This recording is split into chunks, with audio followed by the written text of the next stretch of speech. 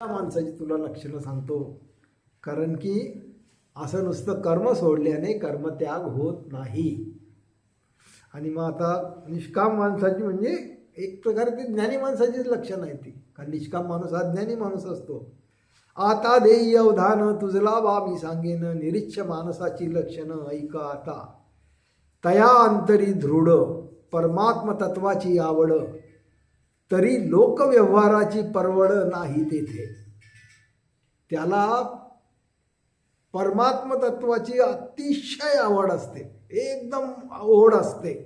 पण असं जरी असलं तरी लोकव्यवहाराची परवड तेथे नाही. तो संसार करतो, पोट भरायसाठी काही काम करावं लागलं तर तेही करतो. आता आपले महाराष्ट्रीयन संत इतके झाले, त्या सगळ्या संतांनी सगळे त्यांचे व्यवसाय केलेच की नाही.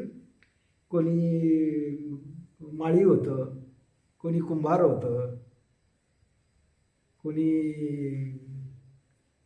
केस कापण्याचा व्यवसाय करत होतं. कोणता व्यवसाय सुटलेला आहे सांगा बरं संतांच्या ह्याच्यातून. ढोरं ओढून नेणारे सुद्धा संत होते.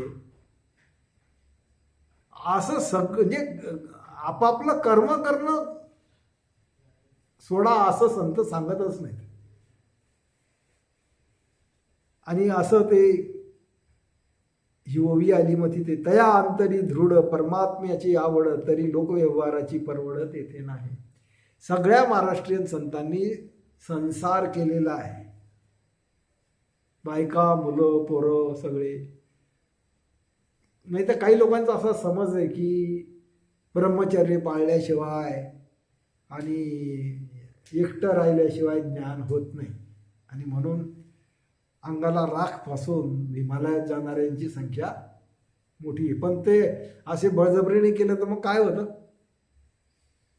तिथं जाऊन तो चरफडतो की नाही. मग आधी वर्णन पाहिलं आपण सगळं, की ते काही मनातून जात नाही आणि मग त्याला परत यावं लागतं. आणि परत आला की लय चिथू होते. मग आता ज्ञानदेवाच्या वडिलांना असा त्रास झाला की नाही, जे तेव्हा ते सनातनी इतके खराब होते की त्यांनी वाळीत टाकलं त्यांना. आणि शेवटी आत्महत्या करण्याची आज्ञा दिली. नवरा बायकोला जे इतकं पूर्वीच्या काळी कडक काम होतं की त्यांना शरीर सोडावं लागलं त्या बिचाऱ्या ज्ञानदेवाच्या आई वडिलांना. तर अशी सगळी परिस्थिती तेव्हा होती. पण जो कोणी खरोखरच निरीच्छ झाला तो लोकव्यवहार सोडतो अशातला भाग नाही. हे त्याचं पहिलं लक्षण सांगितलं. दुसरं लक्षण सांगतात, तो इंद्रिय अज्ञान करी विषयांचे भय न धरी, प्राप्त कर्म न अव्हेरी उचित जे जे.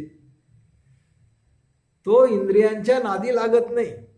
तो इंद्रियांना म्हणत नाही की तू हे असं कर म्हणून. इंद्रिय जे काही करतील आपोआप प्रकृतीच्या अधिष्ठानामुळे प्रकृतीमुळे ते तो त्याच्यासोबत राहतो. पण तो इच्छाने करत असे की मला अमुक इंद्रिय भोग पाहिजे, किंवा मला असं पाहिजे, मला असं जेवण पाहिजे माझी, असं तो जिभेला म्हणत नाही. तो जे असेल ते ठेविले अनंते तैसेची राहावे अशी त्याची वृत्ती असते. आणि म्हणून इथे ओवी आली, तो इंद्रिय अज्ञान करी विषयांचे भय न धरी. आणि समजा यदा कदाचित असा प्रसंग आला, कारण की त्याने लोकव्यवहार सोडलेला नाही, तो संसारात आहे, आणि विषय वासनेचा प्रसंग आला, पत्नी सोबतचे काही संबंध घडले, तरी तो विषयांचे भय न धरी.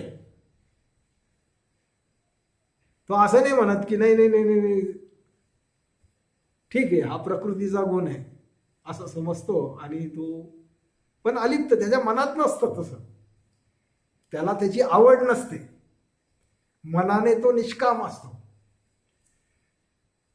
त्या कर्मात जरी त्याने भाग घेतला तरी त्या कर्माचे संस्कार त्याला लिंपत नाहीत, अलिप्तच राहतो तो. जसं ते कमळ चिखलात राहूनही अलिप्त असतं, तशी त्याच्या मनाची स्थिती असते.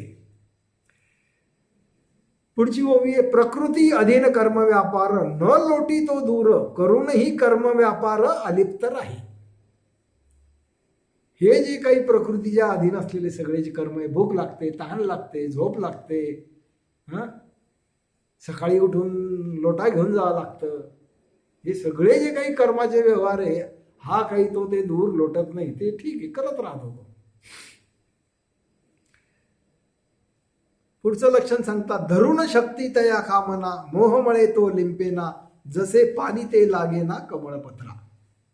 आता ते एक एक गुण सांगतायत ते सगळे, की कोणतीही कामना त्याच्यावर हावी होऊ शकत नाही. अमुकच पाहिजे, असंच पाहिजे, असंच करील, ती पद पैसा प्रतिष्ठा ही त्याच्यात राहत नाही. मोहमुळे तो लिंपेना, त्याला मोह पण नसतो कशाचा, मी माझा, ही माझी मुलं आहेत, ही माझी जमीन जुमला आहे, हा माझा बंगला आहे, ही माझी बायको आहे, माझे नातेवाईक, हा माझा देश, हा माझा धर्म, हा माझा देव, काहीच नसतं तिथे. कशाचाच काही मोह नाही, कशात कोणत्याच गोष्टीचा मोह नाही. असा मोहमुळे तो लिंपेना, जसे पाणी ते लागेना कमळपत्रा.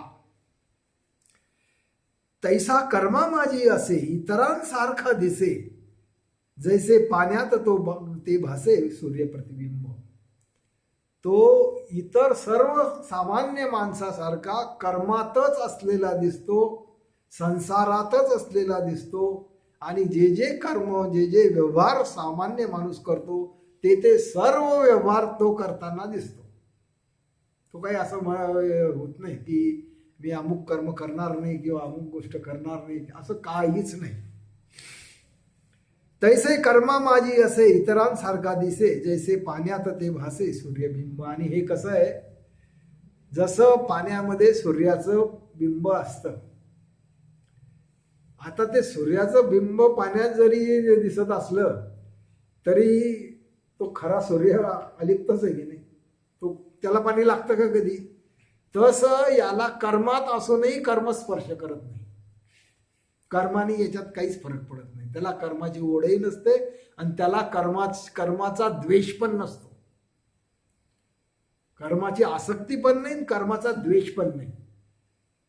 जे जे वेळ प्रसंगी आलं, जे समोर आलं ते तोंड द्यायचं, त्याच्यातून पलीकडे जायचं, आणि अंगाला घाण चिकटू द्यायची नाही, मनाला घाण चिकटू द्यायची नाही, संस्कार बळकट करायचे नाही, संस्कार वाढू द्या. आणि त्याला समज आली की ते कोणत्या पद्धतीने कर्म करायचं, हे सगळी अशी समज आली की तुम्हाला कोणतंही कर्म बाधत नाही.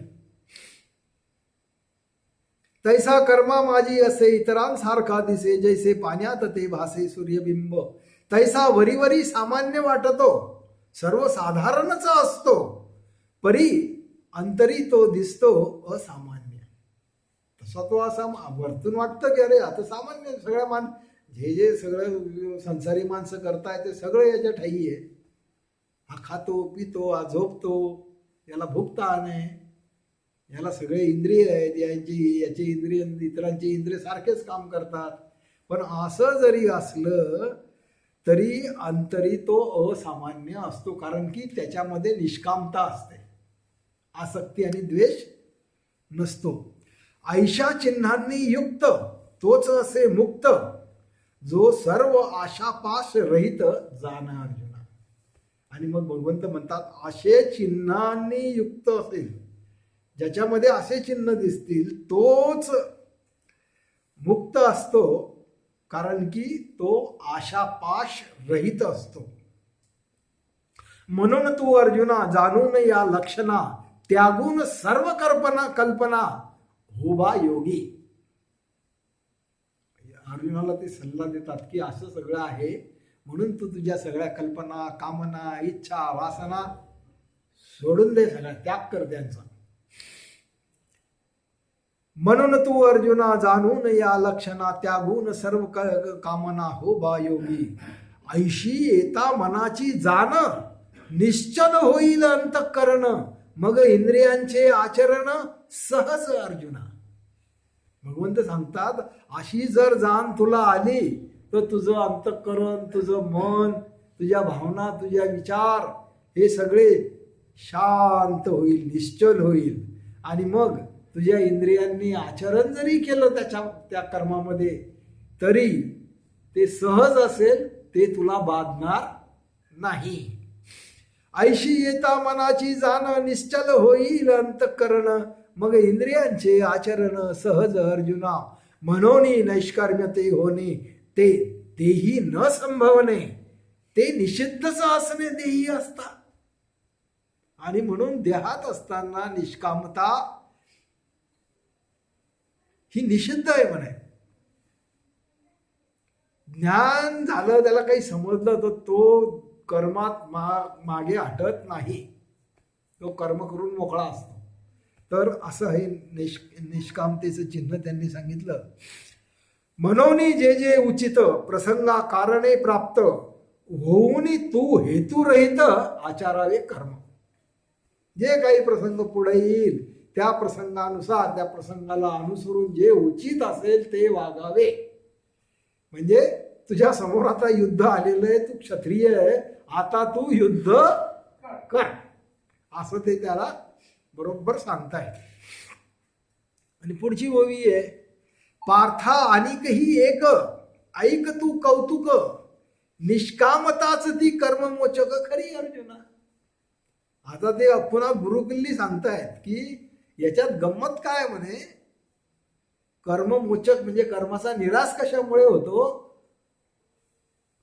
तर या अशा रीतीने कर्म करण्याचं मी तुला कौतुक सांगतो की या मनी जर निष्कामता असेल आणि निष्काम राहून जर कर्म केलं, कर्मफळाची आस न करता काहीही हो केलं तर त्या कर्माचा निराश होतो, मन शुद्ध होतं. हे असं गणित आहे. हे गणित जर एखाद्याला खरंच समजलं तर झाला, तो मोक्षाच्या मार्गाला लागला. जसा ज्ञान मार्ग समजला की तो मोक्षाच्या मार्गाला लागतो, तसं कर्म मार्गाचं हे रहस्य आहे. कर्म मार्गाची ही गुरुकिल्ली आहे. कोणत्याही फळाची अपेक्षा न धरता कर्म करणे, बस एवढंच. कर्मण्येवाधिकार असते माफलेषु कदाचन. तर हे असं कर्म मार्गाचं एक, पहिल्यांदा ज्ञान मार्गाचे रहस्य समजवले, आता कर्म मार्गाचे समजवत आहेत.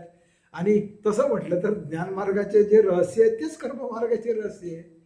पण ज्ञान समजलं नाही, बुद्धी कमी, मग त्याला आता कर्माच्या दिशेने सांगतायत.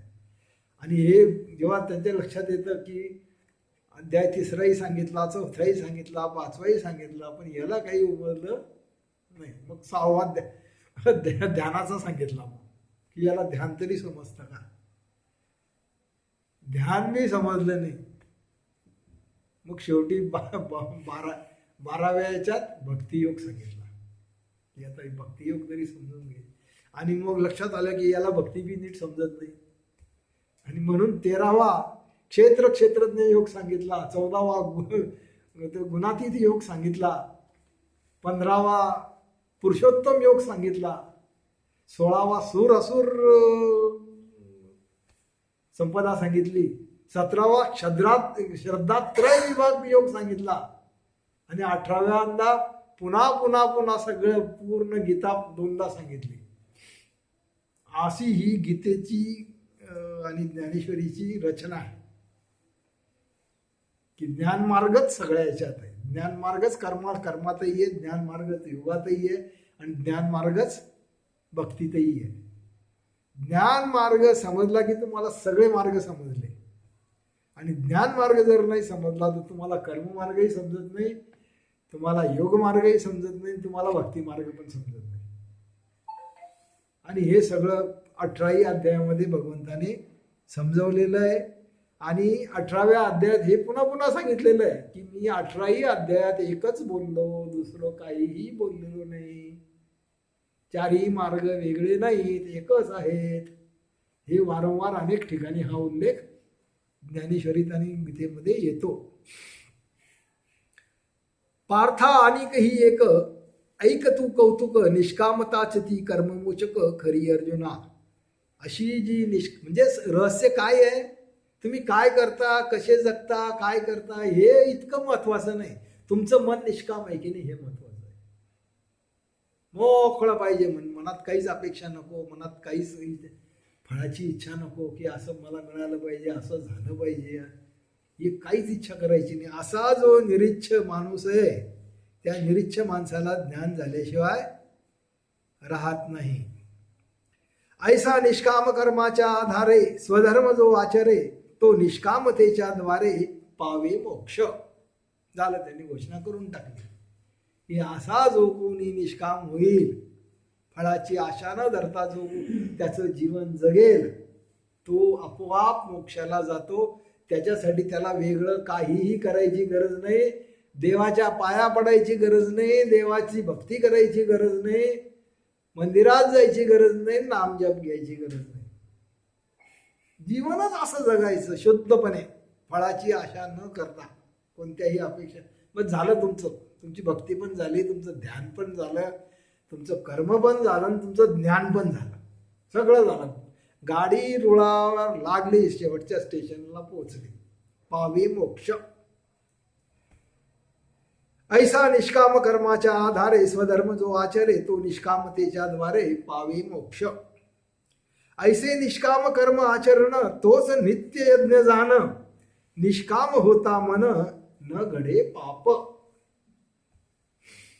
कामासक्त होता मन घडे स्वैरते वागन, कुकर्मी घडे आचरण बंध अर्जुना. इच्छा धरून काम केलं, कर्म केलं की बंध घडला. बंध घडला म्हणजे पाप घडलं. सकाम होऊन काहीही केलं तर ते पाप आहे. आपण त्या ओळे पाहिलं नाही का की मनी इच्छा ती धरून भजन पूजन करणं ते पापच की करणं अर्जुना माझ्या. हे कोणीच सांगत नाही ना.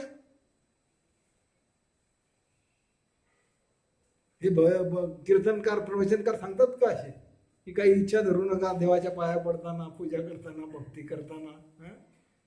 उलट ते सांगतात तुमच्या मनातल्या इच्छा पूर्ण होतील. बदमाश आहे की नाही, इच्छा बिच्छा काही पूर्ण होत नाही, यांच्या हातून पाप होतं आणि हे जन्म मरण्याच्या दुःखामध्ये अखंड अडकले जातात. आता